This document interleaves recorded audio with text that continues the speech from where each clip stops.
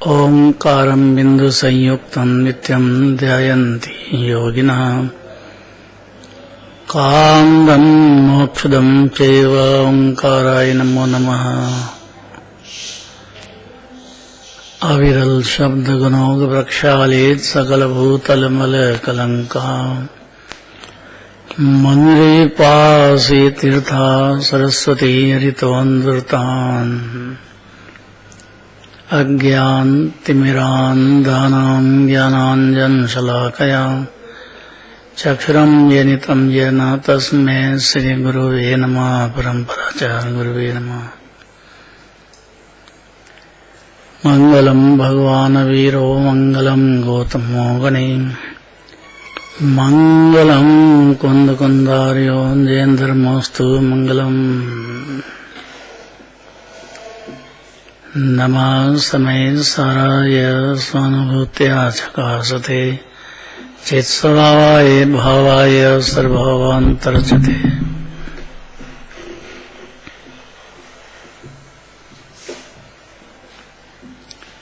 अक्षय तृतीया का महापर्व है।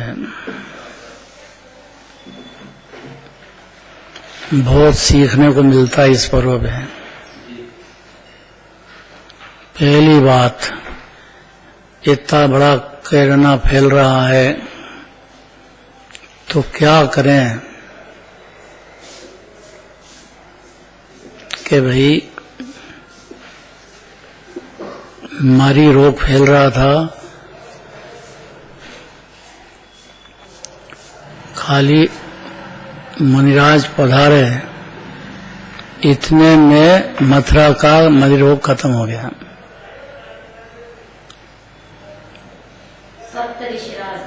सप्तऋषिराज। इसका अर्थ ये हुआ कि ऐसा निमित्त निमित्तिक हो सकता है।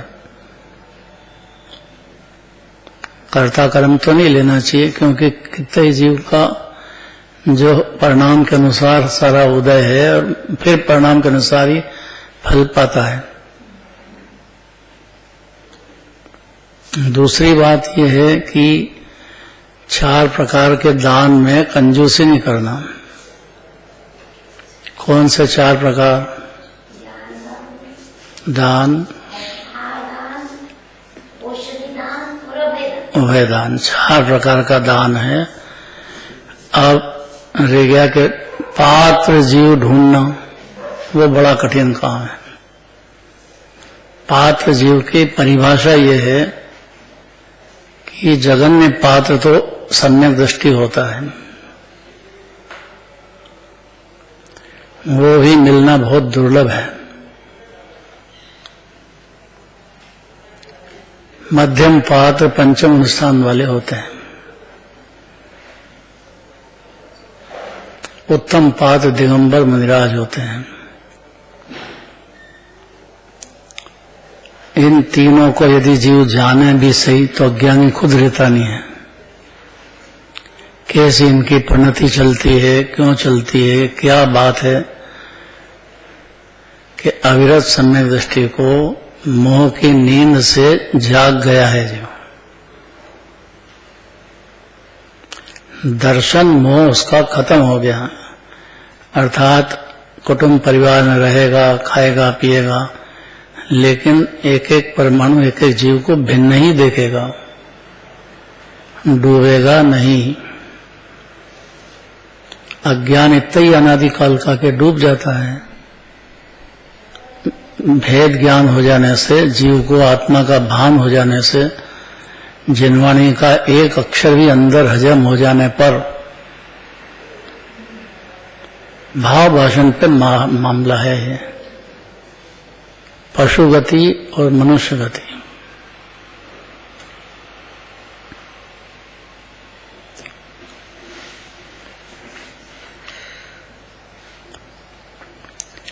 यहां से जीव के सम्यक्त होने के बाद चारित्र होने पर मोक्ष तक होते हैं 343 राजू। मनुष्य के मोक्ष भी होता है। मनुष्य मोक्ष भी होता है। और बाकी का जो है पशु गति में चारित्र मोह तो रहता है, दर्शन मोह बिल्कुल नहीं रह सकता, ऐसा भी होता है।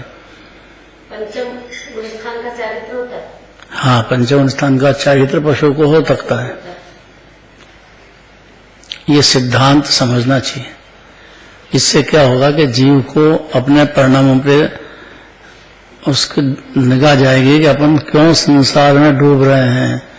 कुछ भी करो लेकिन आकुलता ही आकुलता भोगते हैं। उसका कारण क्या है कि मोह नीम के जोर जगवासी घूमे सदा।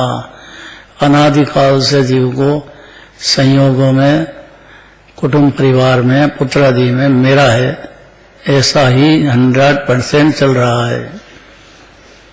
अब ये बहुत गहरी नींद है उसकी। जो जीव श्रद्धा में जाग गया, श्रद्धा में समझ गया, मान गया कि तो क्षणिक संयोग है और जैसे भाव करते हैं ऐसा उदय आता है, उसमें अपन परिवार के बच्चे को, बच्ची को अपने आगे कुछ कर सकते हैं।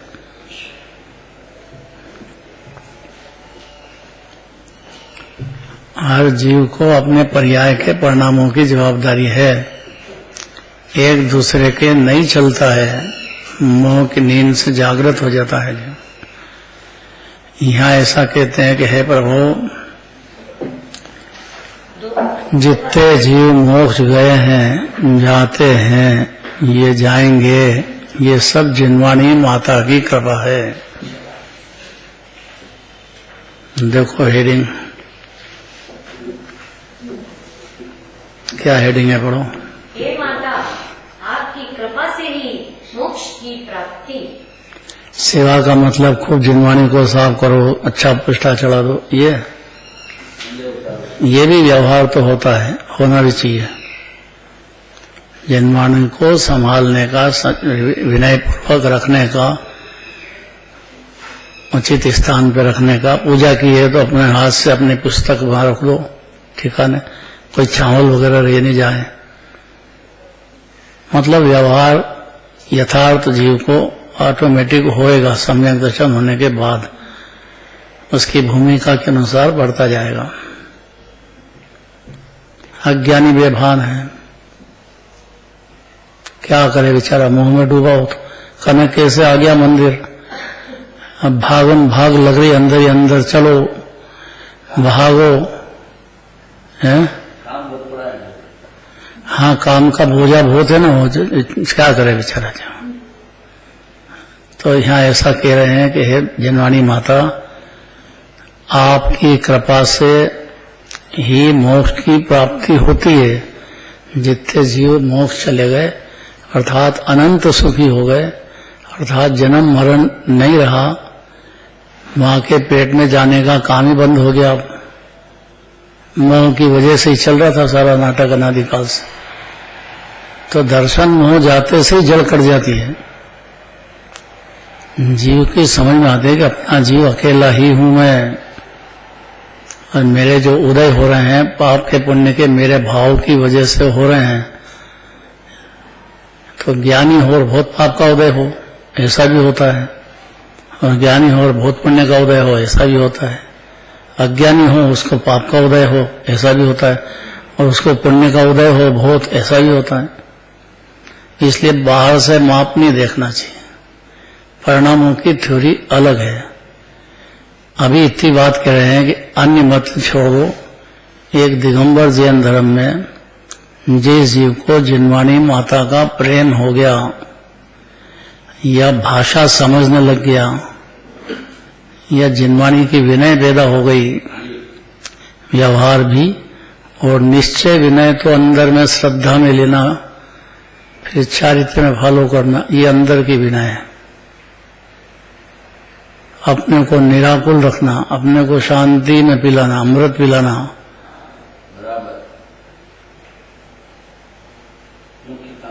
क्योंकि शांति और सुख का समुद्र जीव विराजमान है। ये खुद ही शांति और सुख का दरिया है, और इसमें जितनी लीनता करेगा उतनी शांति में सुख पाएगा अपनी आत्मा से। आत्मा ही सर्वोत्तम पदार्थ है, 3 लोक 3 काल में। तो हे जिनवाणी माता, पहले पढ़ो।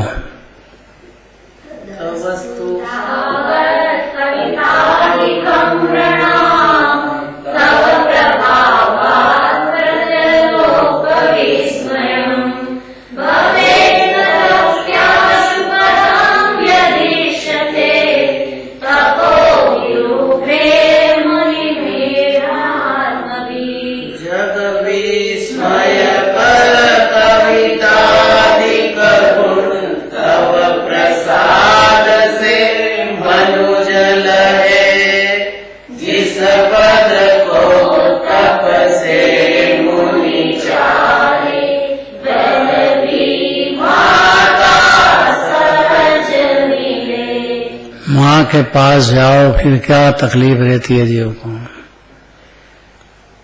ऐसा जिनवाणी माता के पास जाने पर, हे माता, इस लोक में मनुष्यों को कवित्वादि अनेक गुण आपकी कृपा से प्राप्त होते हैं। अर्थात आत्मा के गुणगान, पंचब्रह्मष्टि के गुणगान, गुणी जनों का प्रेम आदि अनेक गुण आपकी कृपा से प्राप्त होते हैं। मैंने जिनागम का स्वाध्याय करने वाला जीव, जिनवाणी पे विचार करने वाला जीव, विनय करने वाला जीव को कई गुण प्राप्त होते हैं। यहाँ तक कि मोक्ष की प्राप्ति भी होती है उसको। अर्थात सारा ही मोह, दर्शन मोह, चारित्र मोह पर्याय में खत्म होकर टोटल अनंत सुख भोगना अनंत काल तक, ऐसा सिद्ध दशा भी आपसे ही प्राप्त होती है। ऐसी माता है जिनवाणी माता। ज्ञानी होने पर लक्ष्य सीधा मोक्ष का हो जाता है। जो अज्ञानी है तो बाहर का संयोग अच्छा हो तो जितना पुण्य कर लेगा उसके अनुसार बाहर के संयोग भी सुधर जाएंगे, लेकिन इतना भरोसा नहीं आता उसको, तो करता पाप भाव है, रहता पाप भाव में मगन है और चाहता मेरे को पुण्य का उदय हो। ये ऐसा कभी होता नहीं है। भ्रम हो गया है जीव को, भ्रम पैदा हो गया, मिथ्यात्ववश सोच ही उल्टी है अनादिकाल से।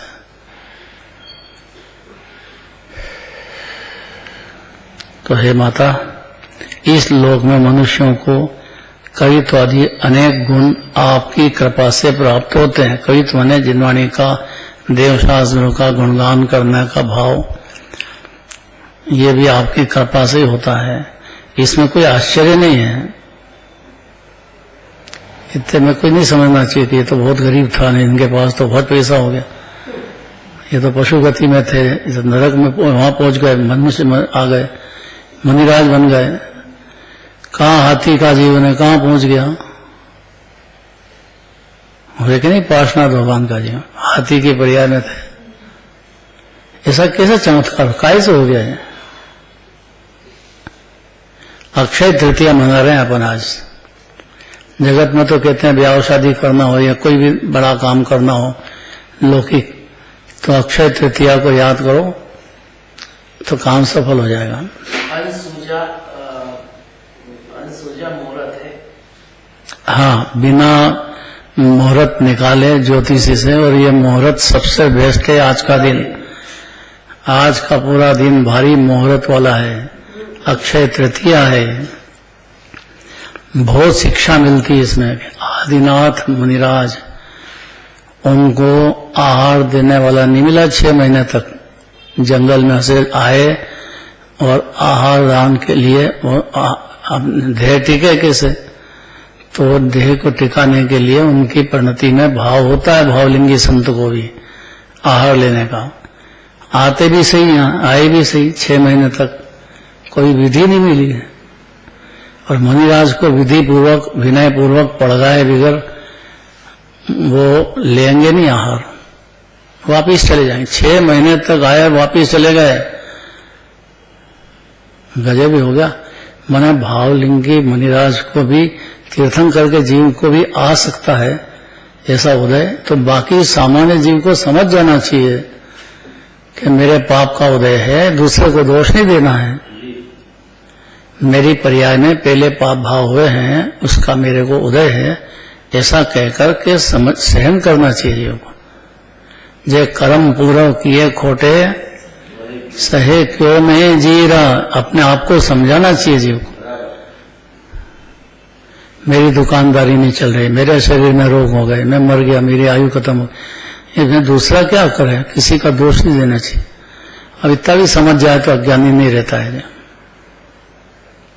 ये हमेशा दूसरे को दोष देता आया है। आप तो मेहनत रहना चाहता है, दोष कर्मों को फल को देता है। जैन धर्म में ऐसी अनिति संभव है नहीं, ये अनिति कर रहा है। अपने उदय के लिए अपने परिणाम जवाबदार हैं, भूतकाल के, आगे के लिए भी वर्तमान परिणाम अपने जवाबदार हैं। ये कभी सुना ही नहीं जीवन, कर्म की थ्योरी सुनी ही नहीं बेचारे। ये तो धर्षणाचार्य हुए, प्रथम सुत स्कंद कर्णान योग के ज्ञाता, उनने विस्तार से वर्णन किया है, क्योंकि जिन्हें भगवान की वाणी है ये जीव तो समझ ही नहीं पाता है क्या बात है, ऐसा क्यों हो गया, कोरोना में क्यों मर गए, मेरे परिवार में ऐसा क्यों हो गया, मेरे ऐसा क्यों आ गया। भाई अपने परिणाम का उदय है, ऐसा डिसीजन नहीं हुआ जीव को अनादिकाल से। यहाँ तो कह रहे हैं कि जो जिनवानी माता के पास आ गया उसको ये तो छोटी मोटी बातें हैं, चक्रवर्ती इंद्र बन जाए, बाहर में तीर्थंकर हो जाए, ये तो सब सरल बात है। मोक्ष हो सकता है जीव को, और जितने हुए हैं वो सब जिनवानी माता की कृपा का फल है। देखो हे माता, इस लोक में मनुष्यों को कवित्व आदि अनेक गुण आपकी कृपा से प्राप्त होते हैं, लेकिन इसमें कोई आश्चर्य नहीं है, अलौकिक बातें हैं।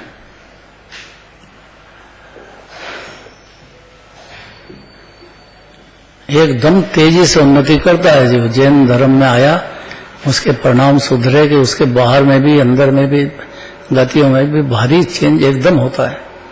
एकदम हवाई जहाज भी नहीं चले, इतनी तेजी से यहाँ होता है जीव, परिणामों में क्रांति पैदा होती है, अंदर में शांति की क्रांति आती है, बाहर में उदय में चेंज होता है। पहले के बंधे हुए भी खिर जाते हैं, अकाम निर्जरा सकाम निर्जरा। अकाम निर्जरा तो ये है कि आया उदय वो तो खिर ही रहा है हर क्षण, फिर नया बांध लेता है।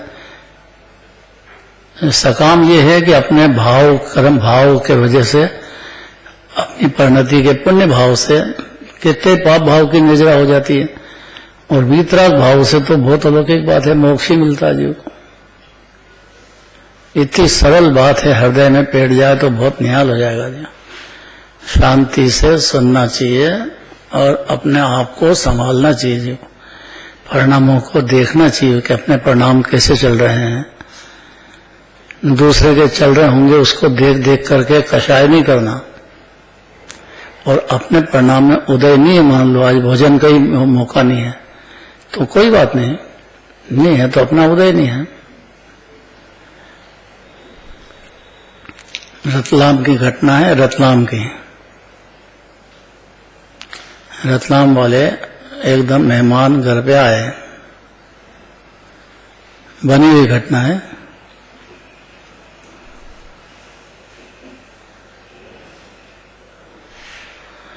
यहाँ तो चौका चौला सब बंद होकर के और आराम से बैठे थे, एकदम मेहमान आए। अब क्या करें कि भाई फिर से भोजन बनाए, कि नहीं आप बनाओ मत, आप तो हम लेके आए हैं साथ में, और उनके साथ सबने खाया भी सही, नहीं हो सकता ऐसा। ये जो अभिमान है कि बहुरानी बनाएगी तभी भोजन बनेगा, तभी खाएंगे, ये अभिमान छोड़ दो, ये नहीं छूटता। जब ये छूट जाए तो ज्ञानी हो जाए। जो अभिमान छुड़ा रहे हैं भाई, एक एक दाने पे खाने वाले का नाम लिखा है, नहीं कहावत है, दाने दाने पे लिखा है।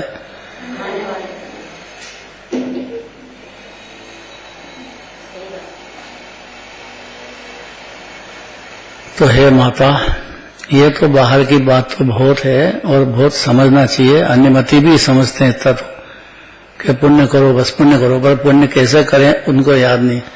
बेचारे रागी देशी देवताओं को मानते हैं, नदी में नहाओ पुण्य हो जाएगा, बस ऐसे करते सोचते हैं करने का काम। आत्मा में, शुद्धात्मा में लीन होने का पुरुषार्थ करो, शुद्धात्मा को अपना मानने का पुरुषार्थ करो।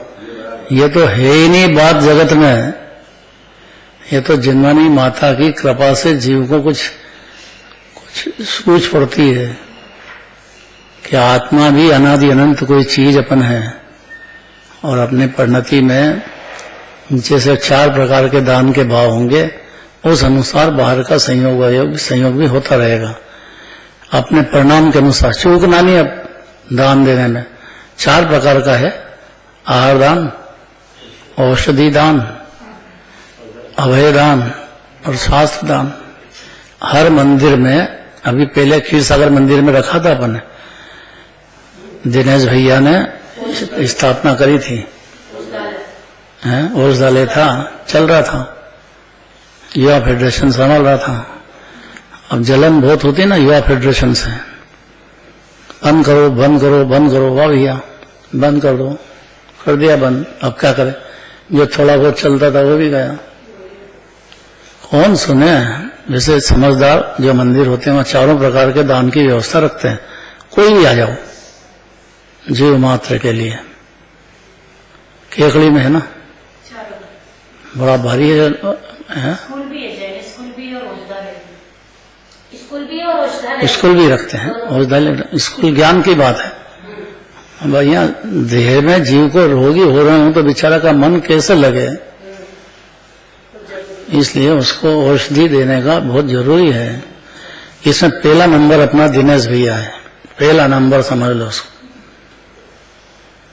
उनकी माँ बीमार हुई, कंचन शरीर की काया बना दी, पूरी इतनी सेवा करी, और अभी भी देखो तो हरी सेवा करते हैं। हाँ, गजब का जीव है, निस्वार्थ, निस्वार्थ, और एक उनको ग्लानि नहीं है कुछ भी। ये बहुत बड़ी बात है, उनको सेवा करने में मजा आता होगा।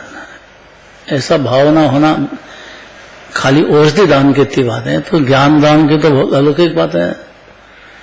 ये ज्ञान की सही बातें जिनवाणी सुनने को जीव को मिल जाए, इसीलिए जिन मंदिर है। तो इसमें प्रयत्न करना चाहिए, अनुमोदना करना चाहिए जीव को। आहार दान की भी बात जोरदार है, आज तो आहार दान कई दिन है। तो जो तीर्थंकर के जीव आहार लेने आए, उनको दान देने, आहार देने वाला नहीं मिला, तो उनके अंतराय कर्म का उदय था। क्यों हुआ का हिस्ट्री तो केवल ज्ञानी जानते हैं, और अनुमान भी लगाते हैं।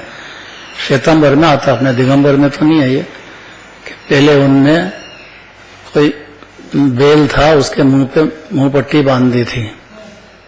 श्वेतांबर में कहते हैं, अपने यहाँ नहीं है ये बात। वो अनाज बोया तो अनाज रक्षा कैसे करे, क्योंकि लोग खा जाते हैं, इसके मुंह पे मूसी का बांध, तो मुंह पे बांध दिया। अब वो खोला नहीं, भूल गए, तो बेचारा रात भर भूखा रहा। सुबह आए ये तो खा ही नहीं रहे, तो तुमने खोला कि नहीं, खा कब खा, खोला 13 घंटे निकल गए। हाँ, तो इसमें इसलिए कर्म बन गया। माने किसी भी जीव का आपने जरा सा भी इस प्रकार का भाव कर लिया है, तो उसका उदय आपको आएगा ही आएगा,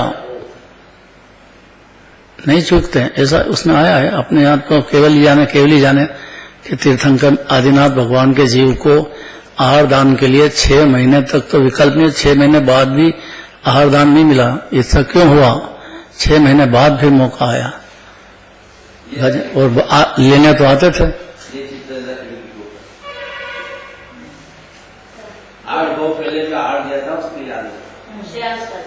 श्रेयांश राजा ने दिया तो प्रसिद्ध हो गया श्रेयांश राजा।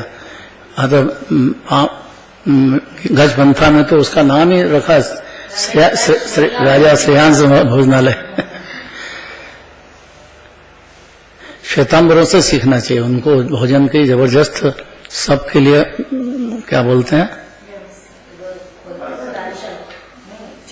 चौहार हाउस। अपन बेफिक्री से जाके भोजन करो, वो भेदभाव नहीं है कुछ भी, और कोई डिमांड नहीं हो, खुला रखते हैं बिल्कुल, ये सीखना चाहिए है। रात्रि में भी नहीं बनता, आलू वगैरह भी नहीं, हाँ, रात्रि भी नहीं बनता और शुद्ध ही बनाते हैं वो, भक्ष नहीं बनता। बहुत बड़ी बात है। उनके जो महाराज लोग आहार लेने आते हैं, वो तो वहाँ टिफिन पार्टी करते हैं, उनके उसमें ले लेते हैं, उसमें लेते हैं ना, और ले जा करके फिर अलग जा करके और सब एक साथ मिल करके खाते हैं सब। अपनी अलग बात है, पर वहां पे से अच्छी बातें सीखना चाहिए। चोयार हाउस अनुमोदन करना चाहिए, अच्छी बात है। यहाँ ऐसा कहते हैं कि आपके भक्ति से, आपकी जिनवाणी माता से ऐसी 4 प्रकार के दान की बातें सीखकर ये जीव पात्र दान में रुचि पूर्वक, प्रेम पूर्वक दान देने लग गया। इससे बड़े बड़े फल चक्रवर्ती इंद्र बने, ये तो बात लौकिक है। मोक्ष पद की भी प्राप्ति होती है इससे, ये छोटी बात नहीं है ये। देखो, हे सरस्वती माता, जो मनुष्य आपके उपासक हैं,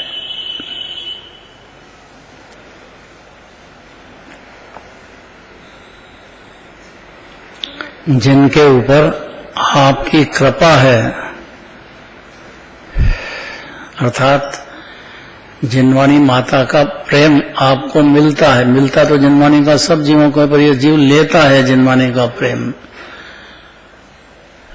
मिलता है, और ये ले झेले ही नहीं, कुछ भी विनय ही नहीं, तो जिनवाणी क्या करे। लेकिन जो जीव समझदार होकर जिनवाणी की बातें सुनता है, 4 प्रकार के दान की बात सुनता है, अपने प्रणाम की थ्योरी समझने को तैयार है, अपने प्रणाम सुधारता है, ये उसका उपादान का काम है। वो जीव किंतु जिस पद को बड़े बड़े मुनिराज कठिन है, करता पाप करने की इच्छा करते हैं, वह भी आपकी कृपा से सहज प्राप्त हो जाता है। ऐसा कुछ नहीं है कि कल का ज्ञानी आज ज्ञानी हुआ, कब मुनिराज बन जाए, पहले मोक्ष चला जाए, और बड़े बड़े आचार्य बैठे ही हैं। ऐसा कुछ नहीं है कि जीव को कोई लेट करे। हर जीव के उपादान की ताकत है ऐसी, स्वतंत्रता से है। तो जो आपकी बात 4 प्रकार के दान की बात समझता है और उसको उसका जो फल मिला, उसमें जो बाहर की प्राप्ति होती है, तो कोई आश्चर्य की बात नहीं है। वो तो मोक्ष पद भी प्राप्त कर लेता है जीव, कोई भेदभाव नहीं है जीव जीव में। और ऐसा भी नहीं है कि ये बहुत आगे है, ये बहुत पीछे है, ऐसा कुछ नहीं है। एक समय की पर्या है, कब पलटा मार दे, कब समझ जाए, कब सीख जाए, कब आगे बढ़ जाए। यहाँ जैन धर्म में ईर्ष्या नहीं होती है कि मैं तो छोटा ही रह गया, ये तो मेरे से बड़ा हो गया, ऐसा कुछ नहीं है। गुणों की कीमत है। यहाँ तो चौथे गुण स्थान वाला है, उससे सीखे हूं और ये पंचम स्थान हो जाए, ये मुनिराज हो जाए, नहीं हो सकता है। आगे बढ़ सकता है, आगे बढ़ सकता है। और जो गुरु था अब उनका शिष्य हो जाए, ऐसा भी होता है, हैं? हो सकता है। क्या बात करें, कैसे हो सकता है? तो ये अभिमान तो छोड़ देना चाहिए। मैंने सिखाया है, मैं सिखाऊंगा। अरे भैया रहने दो, सब जीव की ताकत अपरंपार है, तो बाहर की बात तो छोड़ दो। मोक्ष भी प्राप्त करता है जीव, बहुत जल्दी भी करता है, जैसे उसका उपादान। हे सरस्वती माता, जो मनुष्य आपके उपासक हैं, उनके ऊपर आपकी कृपा है, उन्हीं के ऊपर कृपा है। बाकी जो आपको माने ही नहीं, विनय नहीं, जिनवाणी की कोई वैल्यू नहीं, जिन्हें भगवान की कोई वैल्यू नहीं, वो तो भटकते हैं संसार में बेचारा, वो क्या करेगा। जो आपके उपासक हैं,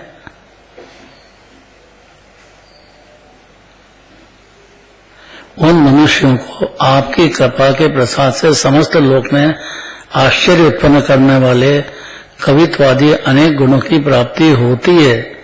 अर्थात अपनी सुंदरतम कविताओं के माध्यम से वे समस्त लोक का मन मोह लेते हैं। ऐसा हो जाता है, ऐसे ऐसी उनकी बोलने की कला, कविता की कला, मैंने आपके गुणगान करने की तो कला, जरा सा ही जिनवाणी या जिनराज का प्रेम हुआ कि उसमें सब कला खिलने लग जाती है अंदर, और वो प्राप्त कर लेता है। तो वे मनुष्य मोक्ष की भी प्राप्ति कर लेते हैं, इसमें क्या आश्चर्य है। अनंत जीव सिद्धलोक में हो गए हैं। अनंत कोई जगह नहीं है 343 राज्यों में कि जहां से सिद्ध भगवान नहीं हुए हों। अनादि का अनंत मामला है ना, तो दिगंबर धर्म तो अनादि का है, श्वेतांबर तो बाद में हुआ है। ये तो अनादि का मार्ग है। तो अनंत जीव सिद्ध लोग चले गए और जाते रहेंगे और जाएंगे। तुम शासन से अमे जीव शिव गए, जाही जे हैं सदैव।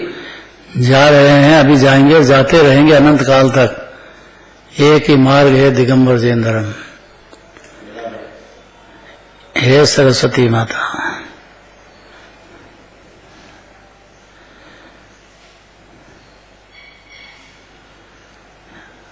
आपकी कृपा से ही समस्त गुणों की प्राप्ति होती है, ये पढ़ना है।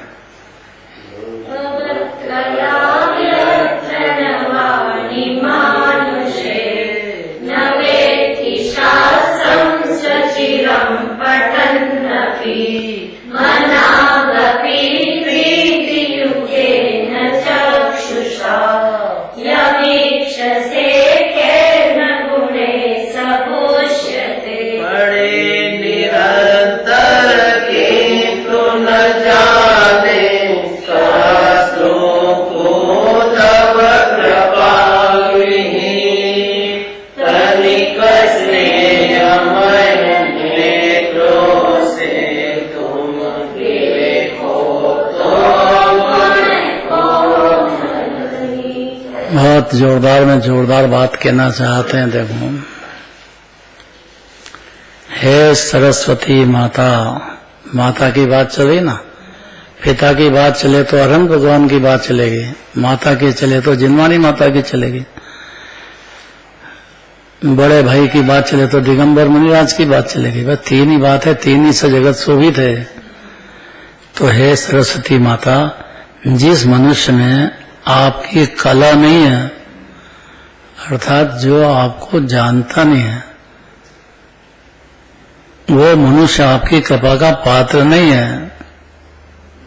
अर्थात जो अति विनयवंत होकर के जिनवाणी का विचार 6 द्रव्य 7 तत्व का गंभीरता से चिंतन नहीं कर पाता है और मोह में डूबा रहता है, उसको तो जन्म मरण का कोई अंत है नहीं।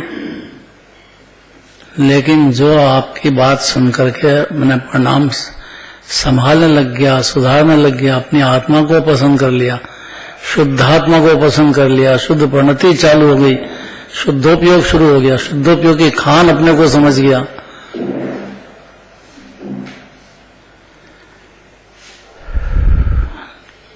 तो जो उस पे आपकी कृपा का पात्र नहीं है, वो बहुत काल तक पढ़ता हुआ भी शास्त्र को नहीं जानता है। ऊपर ऊपर बात निकल जाती है। उसको अपने परिणाम सुधारने का धुन या अपरिणामी आत्मा को याद कर करके शुद्धोपयोग में सच्चा सुख प्राप्त करने का प्रयत्न नहीं करता है जीवन। पर्याय में अपने द्रव्य की महिमा नहीं लाता है। आत्मा ही परमात्मा है, यही अनादि अनंत है, यही मुक्त जीव है, ऐसा बारंबार अपने को नहीं संबोधता है। दूसरों को ही संबोधने की भावना रखता है, उसका काम नहीं है। यहाँ निज संबोधन के लिए ही श्वास पड़े जाते हैं। मुनिराज भी रचना करते हैं तो निज संबोधन का। 4 गति दुख से डरे,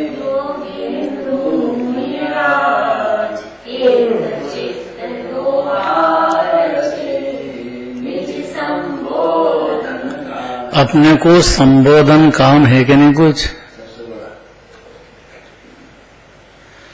भाव योगिंद्र मुनिराज किसको कहते हैं? वो कहते हैं कि मेरे को 4 गति के दुखों का डर लगता है। क्यों? क्योंकि साधना पूरी होकर के वीतरागी नहीं हुए 12वां गुण संत, तब तक तो जन्म मरण तैयार है। जन्म मरण रहित तो अनंत होंगे तब होंगे, तो बहुत पुरुषार्थ है वहां तक अपने परिणाम सुधार लेना, स्थिर होना। तो मेरे को डर लगता है 4 गति का। मुनिराज कह रहे हैं, भावलिंगी संत, डरे नहीं, मेरे को तो कुछ डर, मेरे को क्या, जहाँ जाएंगे चले जाएंगे, अगला जन्म कहाँ होगा कोई परवाह नहीं है जिसको, तो उसका कौन संभाले उसको। वो कहते 4 गति के दुख से मैं डर रहा हूं, इसलिए जो भी शास्त्र में रचता हूं या पढ़ता हूं निज संबोधन के लिए पढ़ता हूं। अपने को संबोधन करना बहुत बड़ा काम है। जीव को बीमारी क्या है कि दूसरे को सुनाने की बीमारी है, बस दूसरे को संबोधन करो बस, तो मान आदि पुष्ट कर लेता है बस, और क्या। बहुरानी अपने को संबोधना काम है कि नहीं? बहुत बड़ा काम है, यही काम है।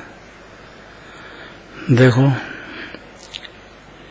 लेकिन जो जीव ये काम नहीं समझता है निज को संबोधन का, जिनवाणी के पास आकर, भगवान मुनिराज के पास आकर, जिन मंदिर आकर, तो वह जानता नहीं आपको।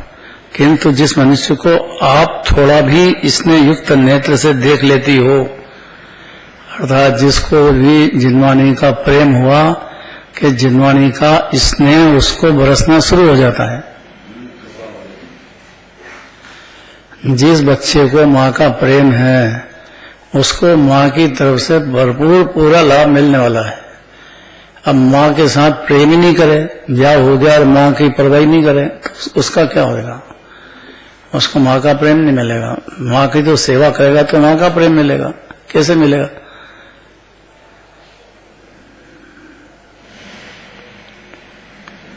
बहुत कठिन है आज के जमाने में सही पुत्र होना भी। ब्याह हुआ कि नजर बदल देता, माँ की परवाह नहीं करे, ऐसे मूर्ख बहुत हैं आजकल जमाने में। उसको मालूम ही नहीं कि माँ किसको कहते हैं और कितनी मेहनत की और कितना मुश्किल से उसको इतना बड़ा हुआ है। बाप की भी यही बात है, बाप को भी समझना चाहिए।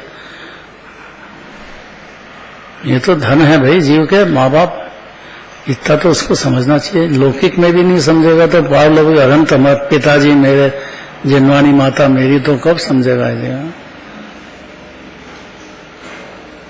तो हे माता, जिस मनुष्य को आप थोड़ा भी इसमें युक्त नेत्र से देख लेती हो, हाँ, क्या बात है, इसमें तो जोरदार बात है। माता है ना ये,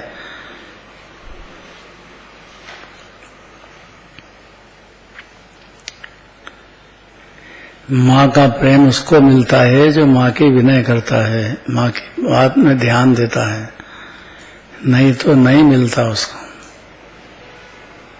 जो प्रेम से माँ का स्नेह पा लेता है, अर्थात जो आपका कृपा पात्र बन जाता है, वह मनुष्य संसार में समस्त गुणों से विभूषित होता है। उसमें गुण इकट्ठे होते ही चले जाते हैं। और क्या दृष्टांत है आचार्य, इससे आगे और क्या बोलने, क्या क्या कह सकते हैं समझाने के लिए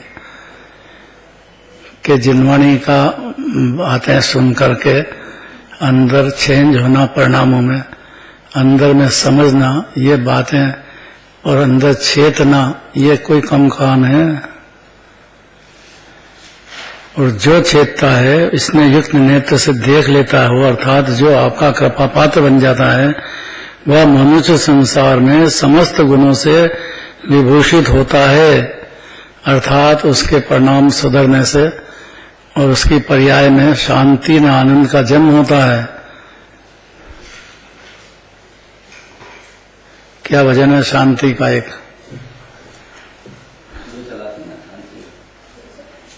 शांति मिलेगी, शांति मिलेगी, तुझे अंतर में शांति मिलेगी, सुख कली खिलेगी, कि पल में कहीं शांति रहेगी। ये जीव तो पर में ढूंढ रहा अनादिकाल से, और जिनवाणी सुनेगा तो अंदर में शांति मिलेगी, परिणामों में शांति पैदा होगी, उसको निज आत्मा का परिचय होगा। शांति का भंडार तो जीव है अनादि अनंत, उसको निज आत्मा का प्रीति पैदा हो जाएगी और शांति मिलेगी तत्काल। जिनवाणी को पचाएगा तो इसलिए कृपा पात्र ले लेना। रुचि होगी या पचाएगा तो। कृपा पात्र ले लिया ना, कोई जीव को दूसरी बार आने की जरूरत नहीं है। एक समय का काम है बस। उसको प्रेम जिनवानी का हुआ और थोड़ा सा भी प्रेम आया कि जिनवानी की सब कृपा उसको मिलेगी, अर्थात उसके परिणामों में सुधरेगा, मोक्ष चला जाएगा। जो बाहर के चक्रवर्ती इंद्र तीर्थंकर बनना है तो रुंगावन की बात है। इसमें क्या सार है? सारभूत तो आत्मा है, आत्मा पाएगा भाई। गुणों का सागर आत्मा में रमेगा, आनंद भोगने लग जाएगा अंदर ही अंदर जी। बाहर में दिखता हुआ काम करता हुआ, लेकिन अंदर में देखो तो शांति का भंडार। कैसे ही उदय आया पाप का तो समझ जाएगा कि पहले का कोई आ गया है तो सहन करेगा, दूसरे पे दोष नहीं देगा। पुण्य का आधार है तो उसमें आंकड़ेगा नहीं कुछ भी। उसमें क्या है, इतना सा पुण्य का मोक्ष ही चले जाते हैं जिनवानी कृपा से। इसलिए जो मनुष्य संसार के समस्त गुणों से विभूषित होता है तो कुछ मेहनत करना पड़ेगी कि नहीं, बिना प्रयत्न के। बस यही काम बहुत था कि जिनवानी सुनने लग गया, जिनराज का भरोसा आ गया, जिनराज के दर्शन करने लग गया, पूजन करने लग गया, जिनवानी सुनकर के अंदर में विचार करने लग गया, थोड़ा चेतने लग गया, तो वह मनुष्य बिना प्रयत्न के समस्त गुणों से विविश होता है। वह बिना प्रयत्न ही समस्त गुणों का भंडार बन सकता है। खाली जिनवानी माता का प्रेम चाहिए जीव को, इसने युक्त नजर से देखेगा तो ही भंडार बन जाएगा, आगे चलेगा। इसमें भावार्थ भावार्थ पढ़ लो एक बार, पढ़ो समता। हे माता, यदि कोई मनुष्य आपकी कृपा के बिना मात्र पढ़ पढ़कर विद्वान बनना चाहे, वास्तविक तत्वों का ज्ञान करना चाहे, तो यह कदापि नहीं हो सकता।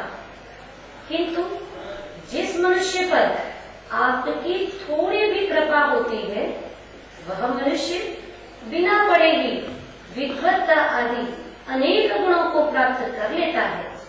इसलिए आपकी कृपा मनुष्यों का कल्याण करने वाली है। बहुत बढ़िया बात है। आप कहेंगे कि केवली भगवान के सर्वज्ञ बनने में कौन कारण है? कि एक मात जिनवानी माता ही कारण है। कल चलेगी। कल की जो दो गाथा थी 80 81, आज की दो गाथा 82 और 83 का सार। कल की तो कल हो गया, कल वो कर नहीं पाई। अच्छा,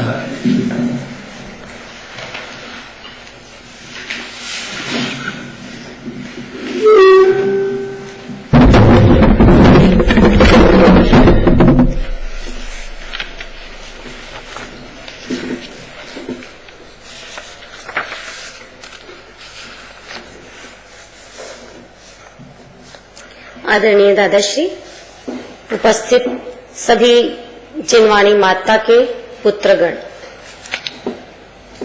कल हमने 780 गाथा में देखा था कि हे माता, आपकी कृपा से ही जीवा जीवादि पदार्थों का ज्ञान होता है। और साथ ही दीपक का उदाहरण था कि जैसे नाना प्रकार के पदार्थों से युक्त घर में अंधकार हो और यदि दीपक रखा हो और साथ ही यदि नेत्र वाला पुरुष हो तो दीपक की सहायता से समस्त पदार्थों को भली भांति देख लेता है।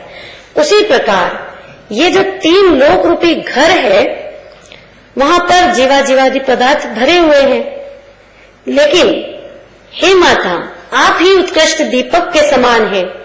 आपकी कृपा से जो सम्यक दृष्टि ज्ञानी पुरुष है वो समस्त पदार्थों को भली भांति देख लेते हैं।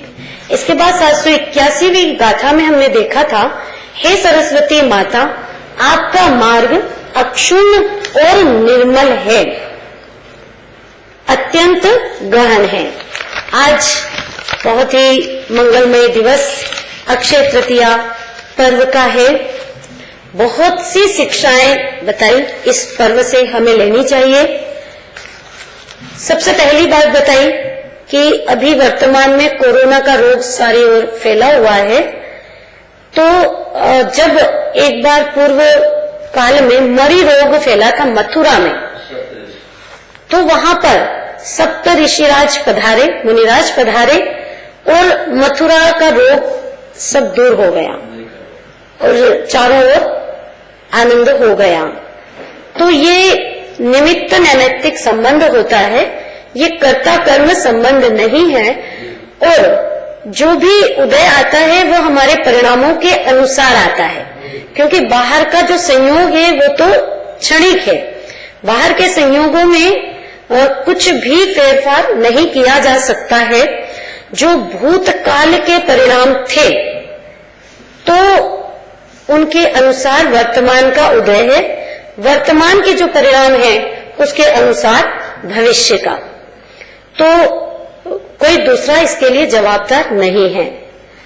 दूसरी बात कि जब तीर्थंकर के जीव को भी उदय आ सकता है, 6 महीने तक आहार की विधि नहीं मिली, तो फिर अन्य जीव को उदय आएंगे या नहीं आएंगे? और यदि आ रहे हैं तो ये समझना चाहिए कि ये मेरे ही पाप का उदय है, तो सहन करना चाहिए, न कि किसी और को दोष देना चाहिए। एक पूजन की लाइन बताई थी जिसके द्वारा हमको स्वयं को, अपने आप को समझाना चाहिए। जे कर्म पूरव किए खोटे सहे क्यों नहीं जियरा, अग्नि बुझाय प्राणी।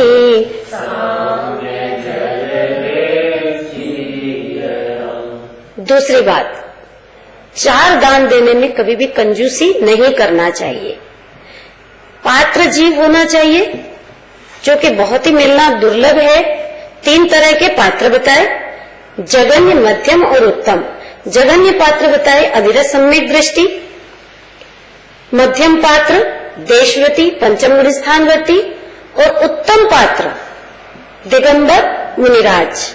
यदि इन पात्रों को जाने, कोई भी जीव जाने, तो वह फिर अज्ञानी नहीं रह सकता है।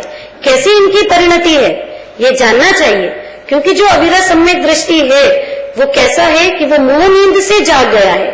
वो परिवार में रहता है, लेकिन वो एक एक जीव को कैसा देखता है, भिन्न भिन्न देखता है, स्वतंत्र देखता है, भेद ज्ञान करता है, उसे अपनी आत्मा का भान हो गया है और समझ लो कि उसको जिनवाणी का हर अक्षर हजम होने लगा है। मनुष्य गति में हो तो वो तो मोक्ष प्राप्त कर लेता है उसी भाव से, लेकिन तिर्यंच गति में हो तो भी वो पंचम गुण स्थान वाला चारित्र भी अंगीकार कर लेता है। तो हमें अपने परिणामों पर निगाह देनी चाहिए कि हम आकुलता क्यों भोग रहे हैं।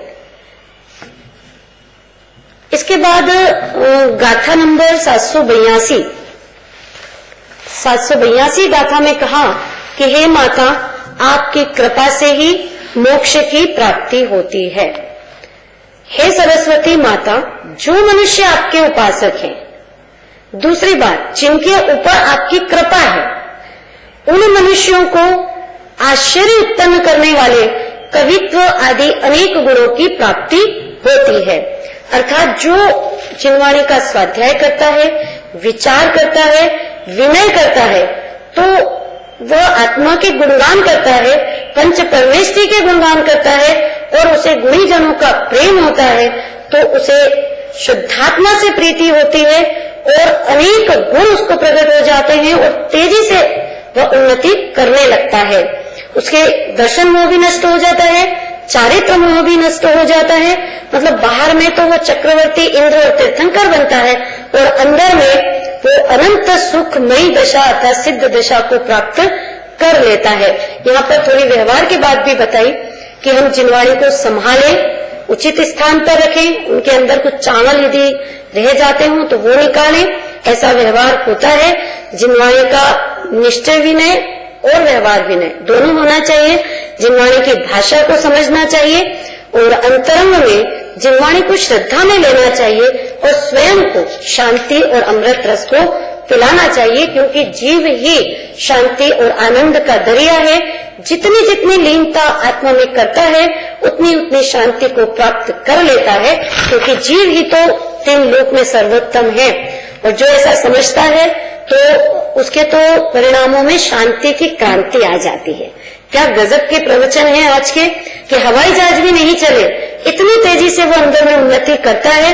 देखिए, एक उदाहरण भी दिया गया हाथी के जीव का।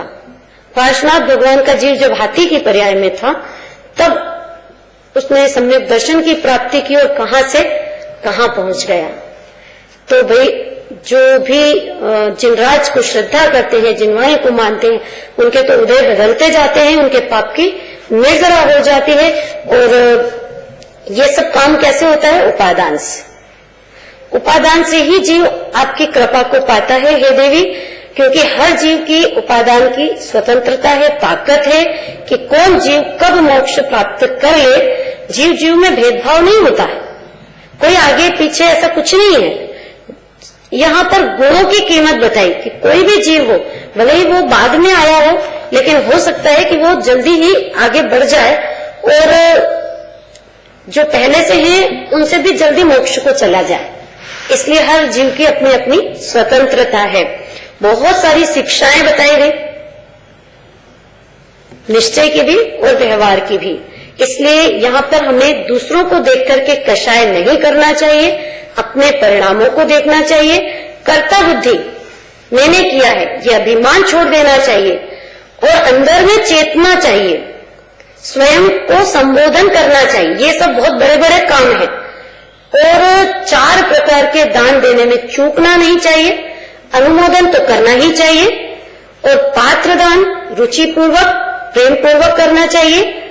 और एक बात बताई कि हर मंदिर में 4 प्रकार के दान की व्यवस्था होनी चाहिए। ये बहुत ही अच्छी बात है। और यदि ये सारी बातें हृदय में बैठ जाए तो जीव निहाल हो जाता है। और यदि हृदय में नहीं बैठे, मतलब जिनवाणी की विनय न करे, उसको कोई कीमत न हो, महिमा न हो और गंभीरता से चिंतन न करे, तो वो जीव तो संसार में ही भटकता है। उसको जन्म मरण का अंत नहीं आ सकता, उसको पर्याय में द्रव्य की महिमा नहीं आती, स्वयं को वो बारंबार नहीं संबोधता है। अरे, मुनिराज की बात बताई कि मुनिराज भी 4 गति के दुख से डरते हैं।